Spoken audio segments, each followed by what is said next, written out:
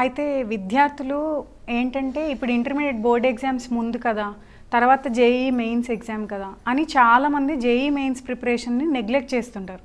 So ఇప్పుడు intermediate board ఎగ్జామ్తో పాటుగా ఈ జేఈఈ మెయిన్స్ కూడా ప్రిపేర్ అవ్వడం, ఒకటేసారి ప్రిపేర్ అవ్వడం సాధ్యమవుతుందా? కొంత ఇబ్బందికరంగానే ఉంటుంది. కానీ పిల్లలు ప్రిపేర్ అవ్వటం అనేది ఇప్పుడు ప్రిపేర్ అవ్వటం కాదు. ఇప్పుడు జేఈఈ మెయిన్స్ ఉంటుంది జనవరిలో, తర్వాత ఫిబ్రవరి 25th నుంచి బోర్డ్ ఎగ్జామ్స్ ఉంటుంది. తను మొదటి నుంచి ప్లాన్ చేసుకొని జేఈఈ మెయిన్స్ అనేది జనవరిలో ఉంటుంది. ఫిబ్రవరి 25th నుంచి బోర్డ్ ఎగ్జామ్స్ ఉంటుంది. తను ఎలా ప్లానింగ్ చేసుకున్నారో దాన్ని బట్టి తన సక్సెస్ రేట్ ఉంటుంది. ఖచ్చితంగా మొదటి నుంచి ఒక ప్రణాళిక ప్రకారంగానే అతను చేసుకోవాలంటే ఖచ్చితంగా ఫస్ట్ అటెంప్ట్లోనే బాగా చేస్తాం. ఇన్ కేస్ ఏదో ఒక కారణం వల్ల ఫస్ట్ ఫేజ్లో జనవరిలో కానీ ఫస్ట్ అటెంప్ట్లో సరిగ్గా చేయలేకపోతే ప్రభుత్వం ఇచ్చిన సెకండ్ అటెంప్ట్ ఏప్రిల్లో ఉండనే ఉంటుంది. సో మెయిన్ ఏంటంటే preparation, focus on the subject. JEE మెయిన్స్కి వచ్చేసరికి కంప్లీట్గా సబ్జెక్ట్ ఫార్ములే. ఆ ఫార్ములా అనేది daily he has to go on revising topic wise, and some of the topics are very having more weightage. ఆ వెయిటేజ్ తీసుకొని చదవాలి.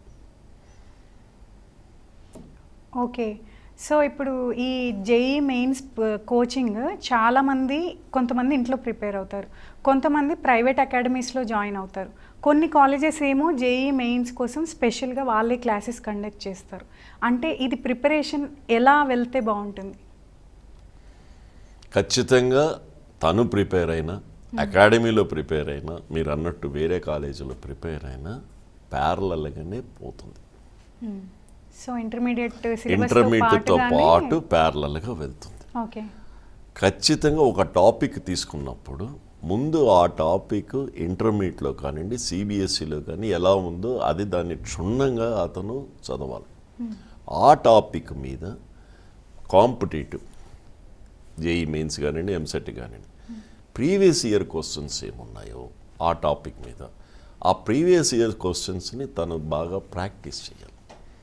ఇప్పుడు for example work power energy తీసుకున్నారు, లేదా అటామిక్ ఫిజిక్స్ తీసుకున్నారు, లేదంటే సంథింగ్ ఆర్గానిక్ కెమిస్ట్రీ తీసుకున్నారు, లేదంటే అప్లికేషన్ ఆఫ్ డెరివేటివ్స్ మ్యాథ్స్లో తీసుకున్నారు. అది ముందు తనకు సిబిఎస్ఈలో బోర్డులో కానివ్వండి, లేదంటే ఇంటర్మీడియట్లో బోర్డులో కానివ్వండి, ఆ టాపిక్ మీద తనకి ఒక అవగాహన రావాలి.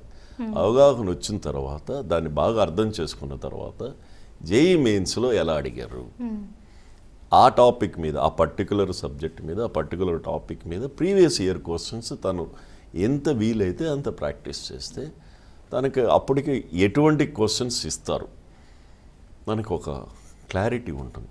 So first board on that particular topic board చదవాలి, దాని తర్వాత కాంపిటేటివ్ చదవాలి, ప్రీవియస్ ఇయర్ క్వశ్చన్స్ చదవాలి. ఇది తనకి బాగా ఉపయోగం అవుతుంది. ఓకే.